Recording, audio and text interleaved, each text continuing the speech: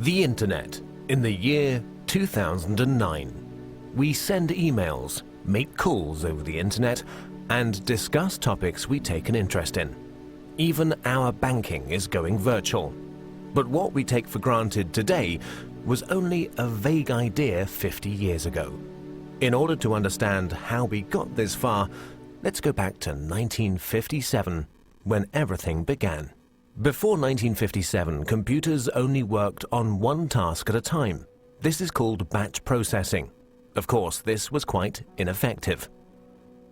With computers getting bigger and bigger, they had to be stored in special cooled rooms. But then the developers couldn't work directly on the computers anymore. Specialists had to be called in to connect them. Programming at that time meant a lot of manual work, and the indirect connection to the computers led to a lot of bugs, wasting time and fraying the developers' nerves. The year 1957 marked a big change. A remote connection had to be installed so that the developers could work directly on the computers. At the same time, the idea of time sharing came up. This is the first concept in computer technology to share the processing power of one computer with multiple users.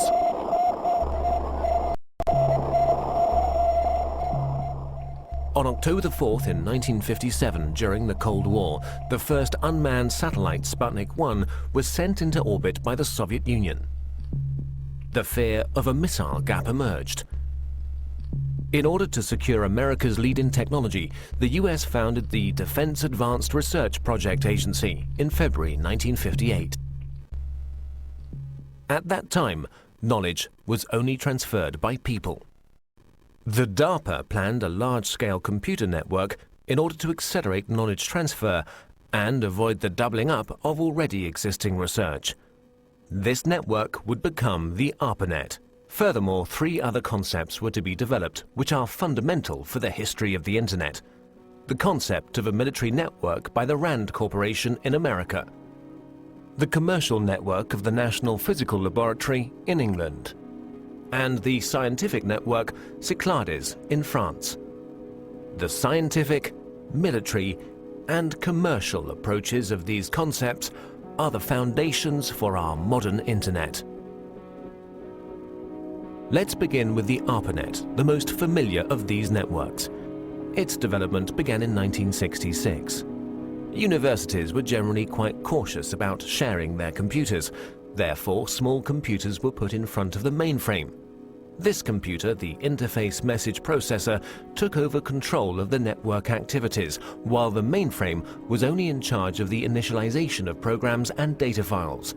At the same time, the IMP also served as interface for the mainframe. Since only the IMPs were interconnected in a network, this was also called IMP subnet. For the first connections between the computers, the Network Working Group developed the Network Control Protocol.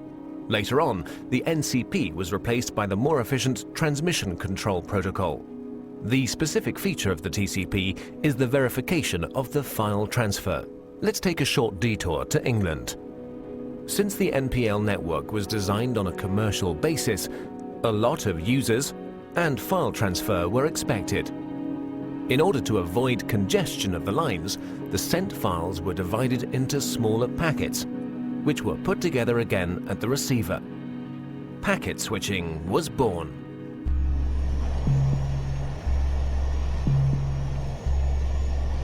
In 1962, American Ferret aircraft discovered middle and long-range missiles in Cuba, which were able to reach the United States. This stoked fear of an atomic conflict. At that time, information systems had a centralized network architecture. To avoid a breakdown during an attack, a decentralized network architecture had to be developed, which, in case of loss of a node, would still be operative. Communication still used to work through radio waves. That would have caused problems in case of an atomic attack. The ionosphere would be affected and the long-wave radio waves wouldn't work anymore. Therefore, they had to use direct waves, which, however, don't have a long range. A better solution was the model of a distributed network. Thus, long distances could be covered with a minimum of interference. Another milestone followed with the development of the French network Cyclades. Since Cyclades had a far smaller budget than ARPANET, and thus also fewer nodes, the focus was laid on the communication with other networks. In this way, the term Internet was born. Moreover, Cyclades' concept went further than ARPA's and the MPL's. During communication between sender and receiver, the computers were not to intervene anymore, but simply serve as a transfer node. Cyclades' protocol went through all machines using a physical layer that was implemented into the hardware, providing a direct connection with the receiver, an end-to-end structure. Inspired by the Cyclades network and driven by the incompatibility between the networks, their connection gained in importance everywhere. The phone companies developed the X.25 protocol, which enabled communication through their servers, in exchange for a monthly basic charge, of course.